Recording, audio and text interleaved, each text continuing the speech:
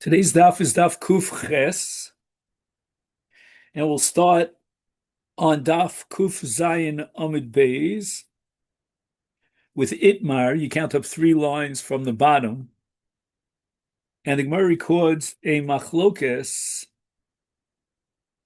between Rabbi Yochanan and Reish Lakish. Hamala. So we're talking about the Isser of Halah, which means if you take a carbon and outside of the Mikdash you set up your own private altar and you bring that carbon on that altar. Now, the minimum amount to be chayav for halah bachutz is a kizayis. The machlokas now between Rav Yochanan and Reish Lakish is in a case where the basar is ein bo kizayis. It has less than a kizayis, but etzem mashlimo lekizayis. Now, the hakrava is not on the etzem, on the bones, it's on the basar, on the limbs of the animal, the flesh of the animal. But in this case, we're going to see that Rabbi Yochanan argues that the etzem, the bone of the animal, is connected to the basar, and therefore is considered al pidin to be part of the basar, so that if, let's say, the basar has a half a kizayis, and the etzem, the bone, has another half a kizayis, we can integrate the two to be mashlim the shear, and he's chayiv. And that's what the Gemara quotes in the name of Rabbi Yochanan Amar Chayiv. Reish Lakish Amar Potter. Rabbi Yochanan Amar Chayiv, the Gemara analyzes chibure olin ke'olin dami. That anything that's attached, in this case, the basar is the ikar, and the etzem, the bone, is attached to the basar. Ka'olim dami, it has the same status as the ola. And this is somewhat classic in Shas, in Halacha, that very often something that is tafel, but still attached to the ikar, is considered part of the ikar. And that's Rabbi Yochanan here, that the etzem now is part of the basar, and if all told you have a kazayis, you'll be chayiv. Reish Lakish Potter chibure olim lav ka'olim dami. According to Reish Lakish, we don't apply this halacha of chibur in the case of a carbon to postulate that the etzem is mechubar to the flesh, to the animal's basar, because the Torah requires that you on Maila Bachutz, in order to be Chayav, Maila a full kizayis worth of basar. And that's because the hakrava inside the pnim would have been a hakrava of basar, and now his hakrava of basar was less than the minimum volume of basar. It was less than a kizayis. So the chiyuv, according to Reish Lakish, is for the being mala bachutz, a kizayis worth that he should have been mala b'fnim, but the etzem is not part of the carbon itself. It's something separated. Boy Rava. Now Rava, as we turn to today's daf Kuf Ches, is going to raise the following suffix. Hamala rosh shel ben Yona she'ein bo kizayis umolach umelach mashlimo lekizayis mahu. We're talking about an oaf, a bird, and the bird requires haktorah al gabi mizbeach, let's say an olas oaf, and they were burning the head of the oaf, and they did so outside of the Mikdash, setting up an altar, and therefore was halah b'chutz. The only problem is that the rush of this very thin bird is less than a kizayis of basar. However, the Torah commands us, al kol karbonecha tochal melach. You have to bring salt, very thick salt, with every single carbon to accompany the carbon. And if you will calculate now the volume of the salt that he added, together with the volume of the basar of the rush of the benyon of the bird, you'll finally end up with a kizayis.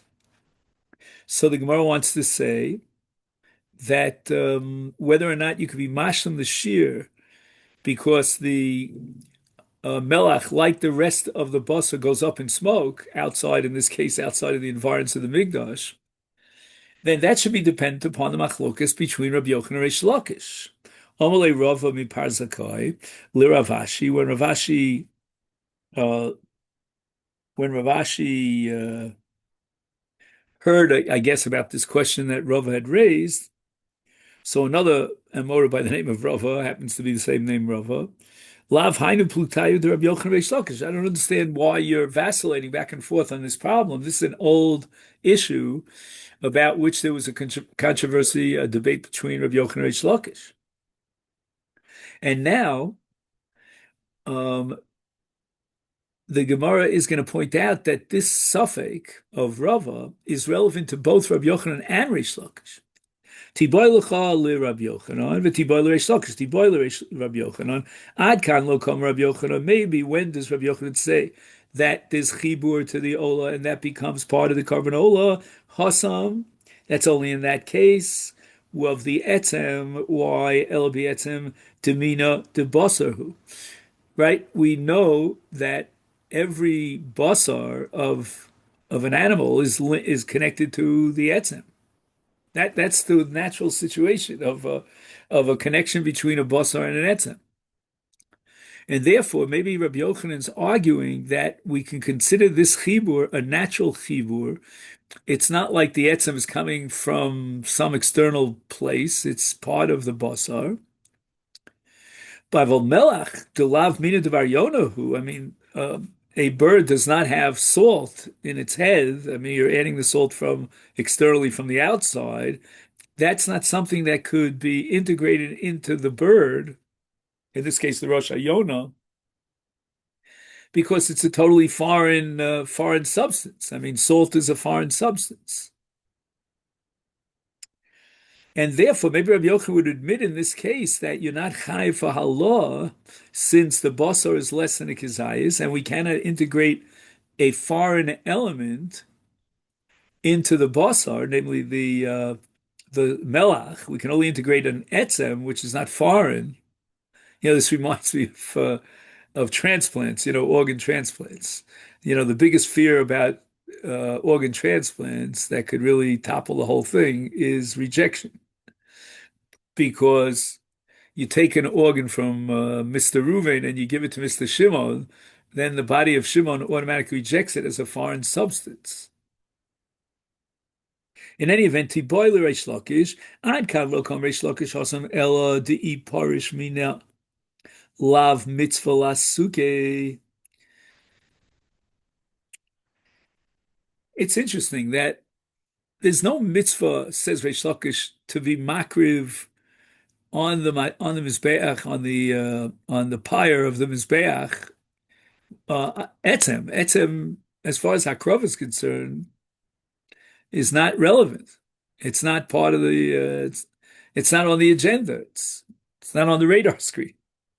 But the Torah commands you to put salt and add it to a carbon and burn it on the mizbeach. So the salt, from perspective of hakrova, not from the perspective of nature, is a natural connection to the hakrova of the basar. And maybe in this case, even Reish Lakish, who rejected the idea of chibur in the case of the etzem, would accept the idea and operate with chibur in the case of melach. And the Gemara says, "Oh, Dilma lo shna." Maybe in all cases, Reish Lakish would tell us that you don't integrate into the basar anything, even something that's required to be makriv al gam mizbeach. Teiku, and the Gemara leaves it as an open-ended question. Okay, now we're going to return to the machlokes in the Mishnah between Rabbi Yossi Aglili and the Chachamim regarding not the case of of Hakrova, but the case of Tuma. So let's go through the Gemara inside.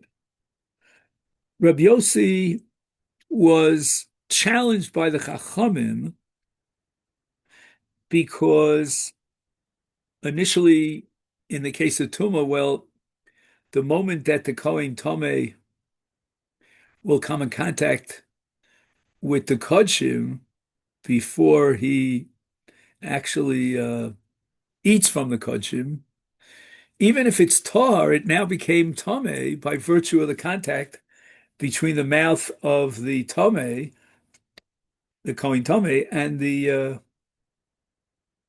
Basar Korban. So there really is no difference between the case of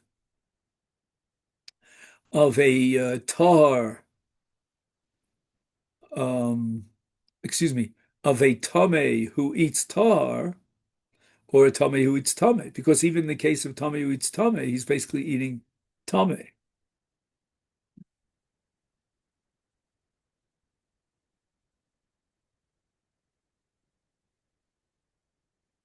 Now,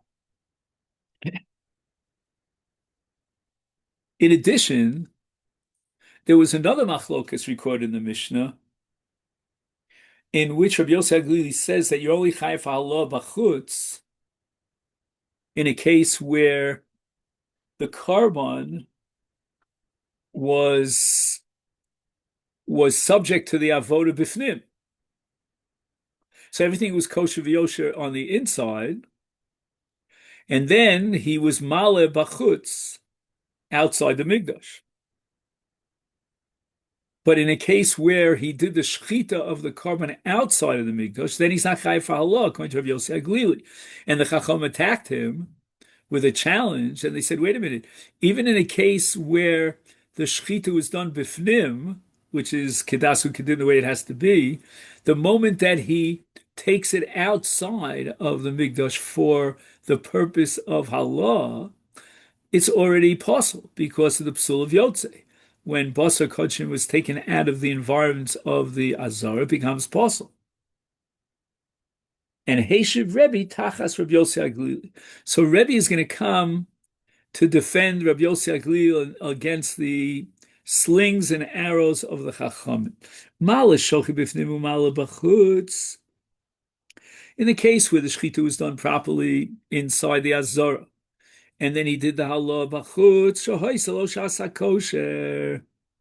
At one moment in time, the carbon was kosher. True, when he took it out of the azara, it became possibly din yotze, but at least it was haisalo shasa kosher at a moment in time when it was kosher, and therefore he could be chayiv on such a carbon for Allah b'chutz, according to Rabbi Yosef Aglili. But Tomar, but what about the case of shochet chutz umala b'chutz? Right, the first avoda of a carbon is shchita, and he did the shchita outside of the mikdash. At that moment in time, the carbon is possible. So it never really had a moment in time when it was kosher. Lo haisel shasa kosher. And in that case, says Rebbe, you would,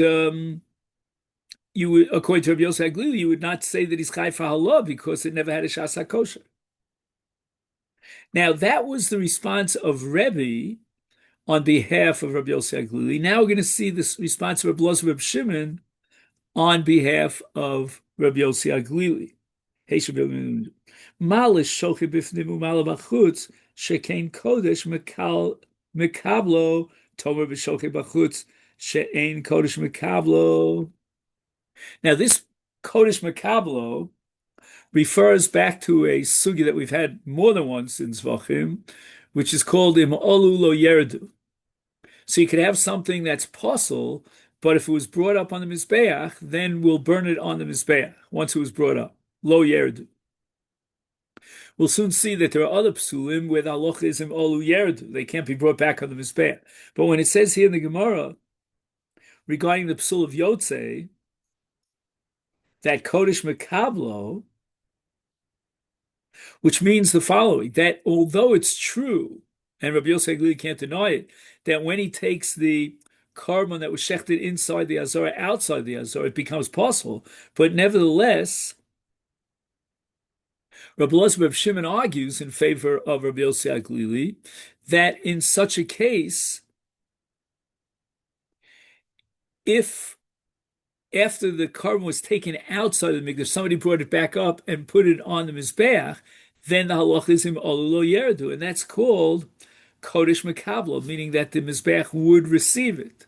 So even though technically, once the carbon was taken out of the azor, there's a psul of yotze, and you cannot be machshir the carbon, at that point you're right, but you could still be machshir the carbon despite the psul of yotze in a case where he brought it back into the migdash, put it on the mizbeach, and the halacha is that the mizbeach is it's lechem mizbeach. The mizbeach, so to speak, takes possession over it, and since it was olu lo yerd. And the Gemara now is going to analyze the nafkamina between Rebbe's understanding of Yossi Aglili and that of Rabbi Elazar Reb Shimon. My binayim.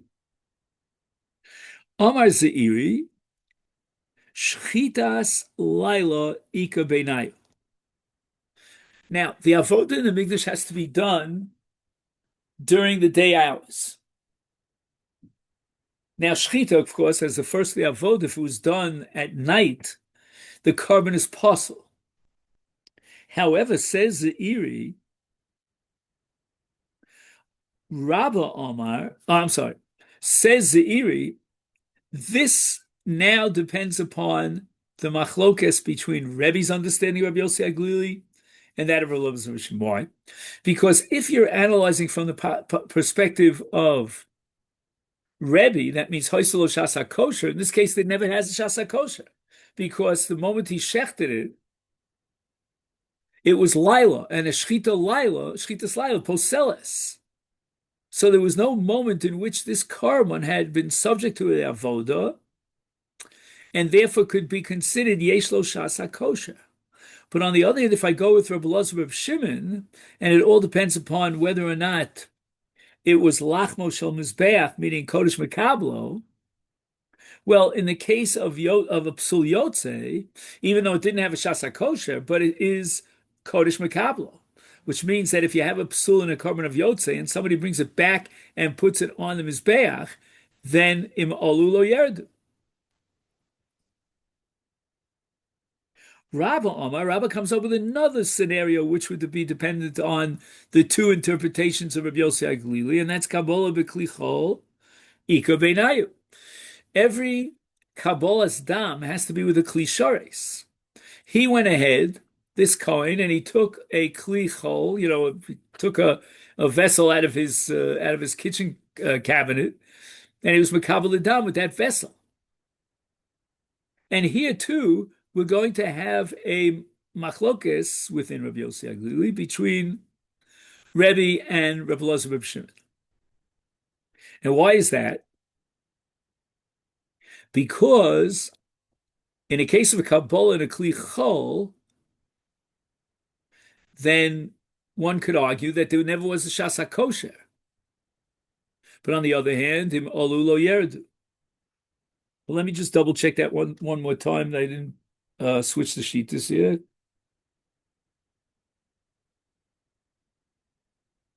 According to Rebbe, in a case where he was Makabel Adam in a Kli Chol, there was never a moment of Shas HaKosher. That's exactly what we said. But if you go with Rabbi Elazar Reb Shimon, then the halacha would be that even though he was Makabel Adam in a Kli Chol, nevertheless, Im Olu Lo Yerdu.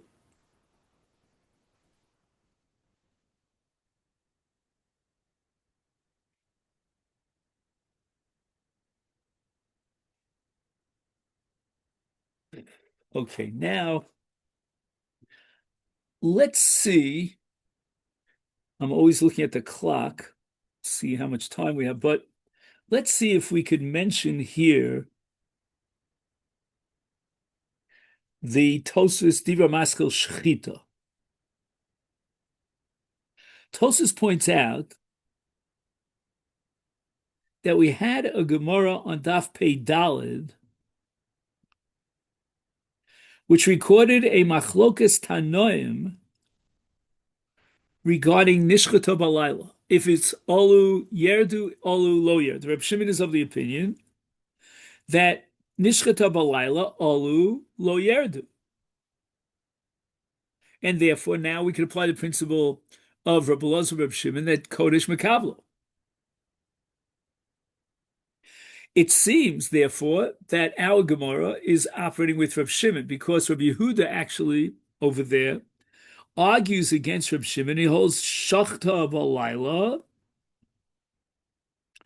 or other cases is then the halacha is im olu lo yerdu. I'm sorry, im olu yerdu. So therefore, our whole sugya is going dafka alibid Reb Shimon and not alibid Reb Yehuda.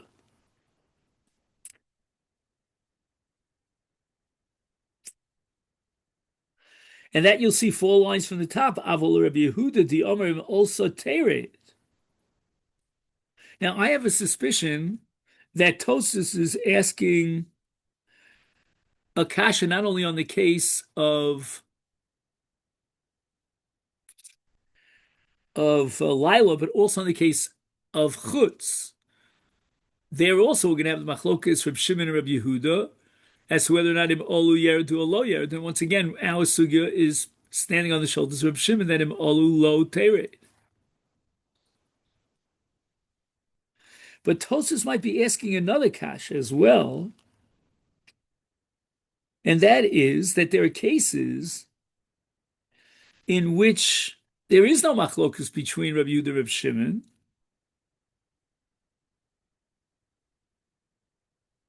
and let me see if I can. Which case does he have in mind?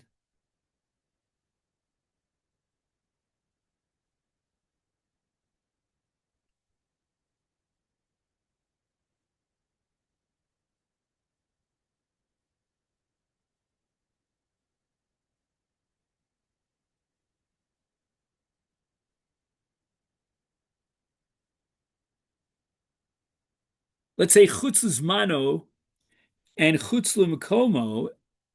Everybody agrees that im olu lo yerit.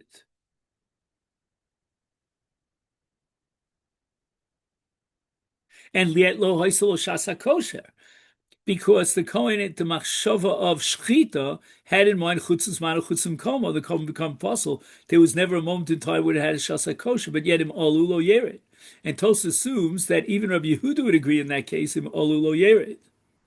So why did the Gemara have to enter into and find an afkamina between Rabbi and Rabbi Shimon ben Elazar in a case of Elazar ben Shimon, in a case of a machlokas between Rabbi Yehuda and Rabbi Shimon? Why not just mention a case where even Rabbi Yehuda would agree that im olu lo yer?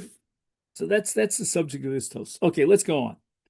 The Mishnah now records, as we mentioned earlier, a second machlok between Rabbi Yossi HaGlili and the Chachamim regarding a tamei who came in contact with kodshim tmeim, with the basar carbon was tamei,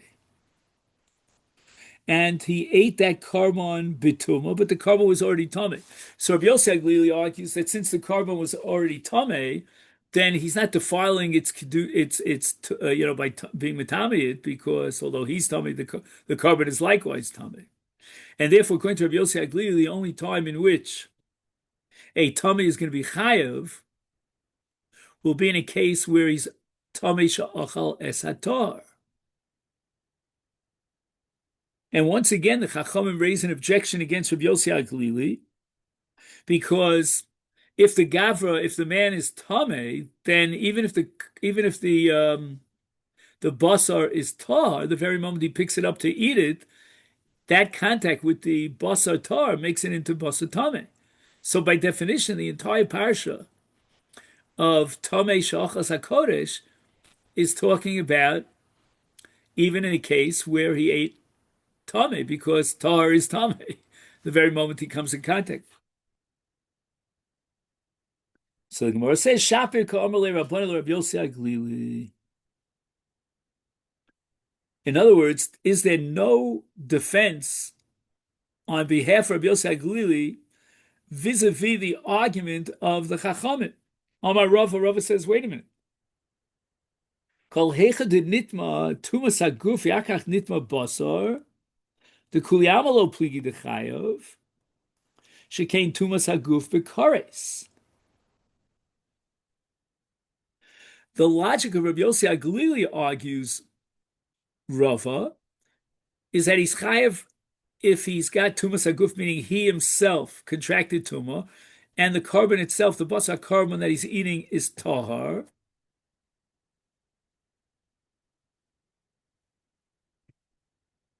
And the reason for this is because the Torah established that a tamei sha'achas hakodesh is chayav kares. So, in which case, says Rava, is there machlok shin chachamim and Rabbi Yossi Aglili ki pligi b'nitma basav yakach nitma haguf?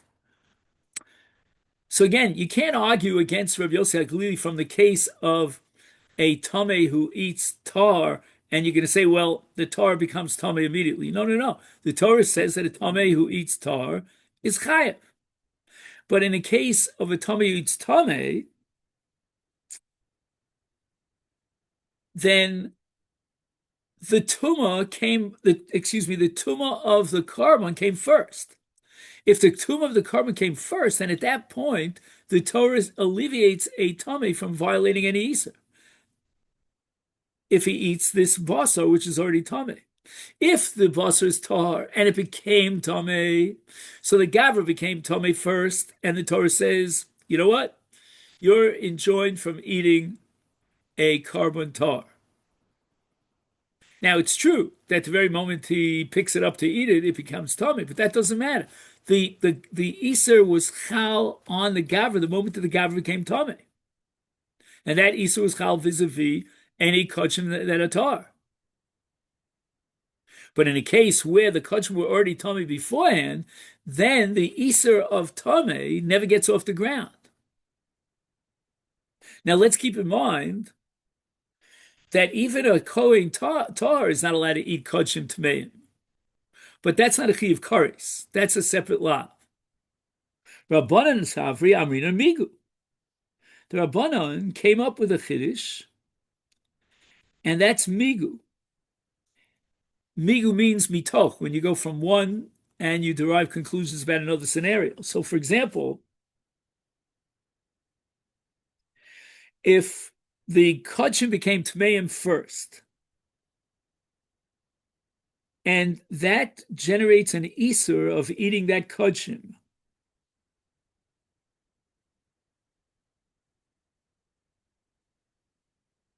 and why is it so? Well, let's analyze it, says the Chachamim. In a case where he became tamei, he's enjoined from eating kachim tahorim. Now we're going to apply migu. We're going to say once the Torah enjoins him from eating kachim tahorim, then the Torah makes an absolute all-inclusive isur, prohibiting him from eating kachim, even if the kachim are tmeim. Rabbi Yossi Aglili savar lo amrina migu. Rabbi Yossi Aglili never accepted a migu. Now, we have to put this sugya in light of a different sugya, which is called ein isur chalal isur.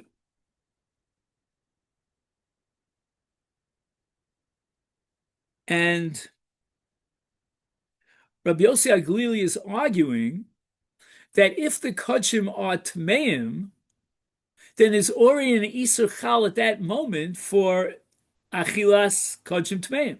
So now the gavra becomes tamei, and that should, again, this is the chacham, should add another isur, because a gavra tamei is not allowed to eat kachim, but it doesn't matter, because the isur is already chal. He's not allowed to eat those kachim, whether he's tar or tamei, because they're tamei. So once the kaddish becomes tamei, that already grabs the area for the isur, and you can't add another area because we have a principle of ein isur chal isur.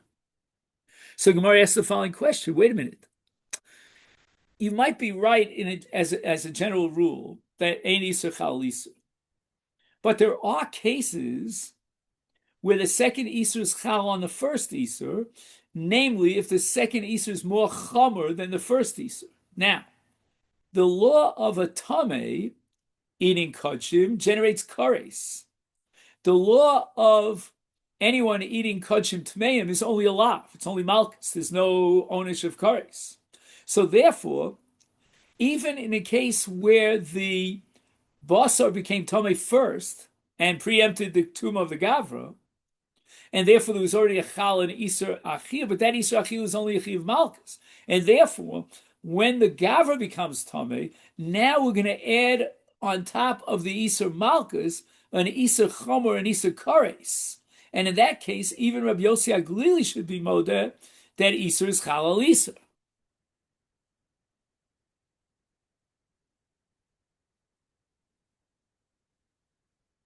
Nehi de migula amrina, but teisei tumas aguf de chamir v'tochal al tumas basa.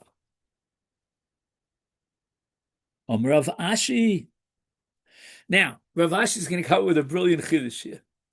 While it's definitely true that tamei sha'achal, tumas aguf sha'achal kodshim is more chomer than eating kodshim tmeim, but guess what? There's a chumrah in eating kodshim tmeim that doesn't apply in the case where the gavra is tamei. And in the language of Rav Ashi, why do you lay down this principle, this premise, that tumas aguf is more chum because it generates a chiv kares? Dilma tumas basar chamura. When the cheft of the basar is contaminated, that's even more chumur. Why? Shekain ein la tara b'mikvah. So tumas aguf lends itself to purification. He just has to go to the mikvah at the right time. But in the case of a kodshim shenitmu, that kodshim shenitmu is an irreversible situation. And this leads us to the Mishnah here in the last third of Amud Aleph here, Kufches. Chomer b'shchita mi ba'aliyah u'ba'aliyah mi b'shchita. So we're going to find in both directions. There's going to be a chumrah in the Iser Shchita chutz over Aliyah Chutz, and there'll be a Chumrah in Aliyah B'chutz above and beyond Shchita B'chutz. Let's go through it. Chomer B'Shchita Shashochet Lehedjot Chayov V'Amala Lehedjot Potur. We're going now into the laws of Avodah Zarah.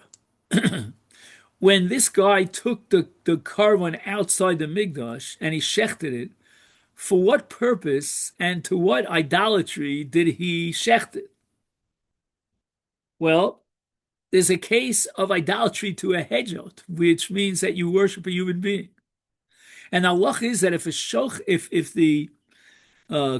the shochet who shechts this animal outside the Mikdash has in mind for the sake of, let's say Nimrod, Nimrod back at that time, he was a godly, he set himself as a god.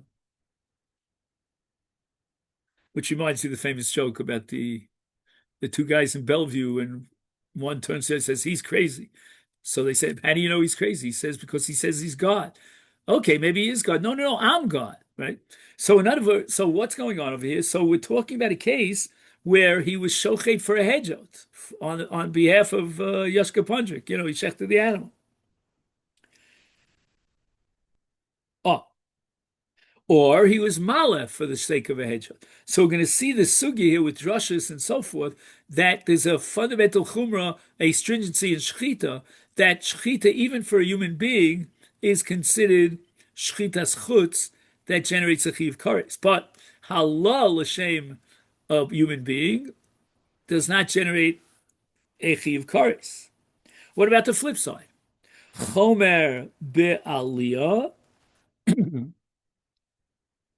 Shnayim shachsu b'sakim v'shachtu p'turin, but shnayim shachsu be'ever v'alo chayv.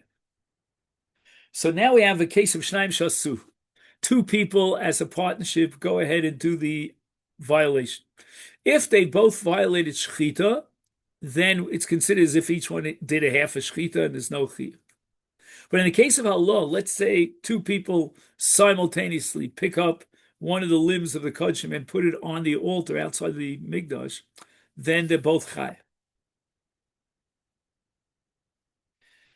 Okay, now hela v'chaza v'hela v'chaza v'hela. So he's got different parts of the limbs, different limbs of the animal from the kodshim, and he was mala one limb, another limb, a third limb. So in this case, if he did it b'shogeg, right, he didn't know, then how many chatos does he have to bring? That's a machlok between the Chacham and Rav Yossi Aglili. Because the Chachamim say, chayv al kol aliyah, and who are the Chacham? In this case, Divrei Rabbi Shimon. Rabbi Yossi Omer chayv el achas. Now, truth be told, if it was all behelim achas, in one forgetfulness, then everybody would agree he only brings one korban. And therefore there would be no logic behind or to support Reb Shimon. But rather, we're talking about a case where there were halamos that were machalkos between one halah and the next. And therefore, Reb Shimon makes 100% sense. And Reb Shimon says that he's chai for every halah because there was a yediyah in the middle. It was not behelim achas. So then the ball's in the court of Rabbi Yossi, which we have to explain his shita. Why does he hold it at chai belachas? Now Rabbi Yossi adds another din. Eino chai v'chiyal l'rosh hamizbeach. Where does the maleh, who's chayiv for halas chutz, kares, where does he put it? Where does he burn this carbon? So Rabbi Yossi it says in our Mishnah, he's got to set up an altar. He builds an altar outside of the mikdash, and that's where he's maleh b'chutz. However, Rabbi Shimon Omer, afilu hela al sela ola even chayiv. He puts a little bonfire on a stone. In the case of a sela, we're talking about a very large stone, a boulder, and he goes ahead and he burns kodshim, whether it's for the purpose of a human being or for the purpose of an idol, whatever it might be, bachutz. Where bachutz? Says Reb Shimon, it doesn't matter where bachutz. As long as it's some sort of a ritual sacrifice, then he's chai. Even if it's on sela or an ev. So Gemara immediately asks the following question. There's a logical inconsistency here. The same reason that you'll come up with why it is that the chumrah of shchita l'shem hedjot, mean for the sake of a human deity, is chayav, then he should be chayav even in the case of Allah. Elo what? You can tell me in Allah he's potter for halal l'hedjot because the ksiv l'Hashem. Well, guess what? B'shchita nami ksiv l'Hashem. Where it says shiny hasam, maybe in the case of shchita we have a special ribui. And what is that ribui? The Omakra ish. And the teller is telling you that you're liable for shchita bachutz even for an ish. Fact the Gemara, I don't get it. Let's be consistent. Kabi Allah nami ksiv ish. The same double language ish appears in the parsha of Allah.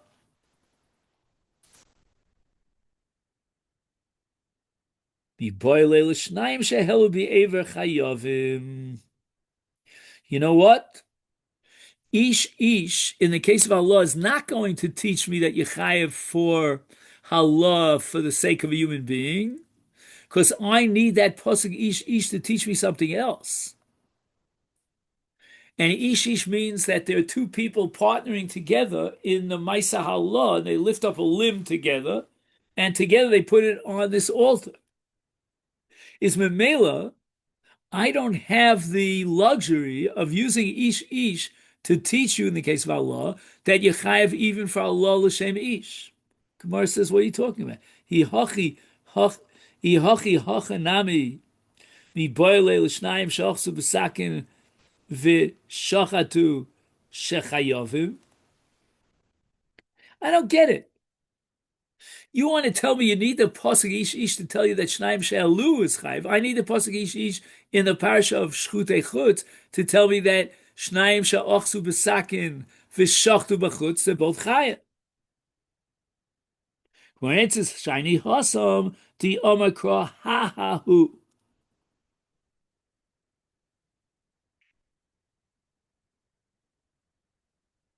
In the parsha of Shchutei Chutz, the Torah says ha hu, and ha hu is in the singular, and therefore it's echad lo shnayim. It's only in the case where one person as a sole, active person shechted bachutz. But if two people shechted together by both holding on to the sakin, they're pot. He says the Gemara, Gabi Allah nami haksivahu. You can't win over here because the same ahu that appears in the parsha of Shechita appears in the parsha of Allah. Gemara says name, mi boile. I need this pasuk